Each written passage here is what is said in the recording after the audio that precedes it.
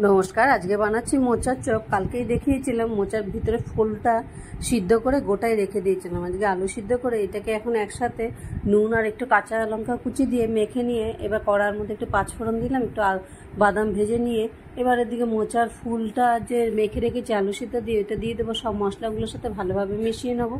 আবার লাস্টের দিকে একটু সমস্ত মশলাটাকে মিশিয়ে নিয়ে সামান্য একটু জল দিয়ে তাই যাতে মশলাগুলো ভিতরে ঢুকে যায়, তাই সেই জন্য ভিতরে মেলে দিলাম যাতে জলটা পুরো টেনে নিয়ে এটা শুকিয়ে যায়।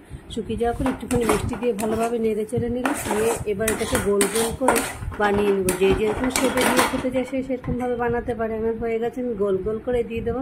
এখানে এক বাটি তেল দিয়ে দিলাম। তেলটা গরম হতে হতে এখানে আমি সমস্ত গোল শেপে বানিয়ে নিয়ে একটু পাউরুটি গুঁড়া করে রেখেছি, এটার মধ্যে চুবিয়ে নিয়ে ছাকা তেলে এপাট ওপাট দুপার ভেজে নেবো।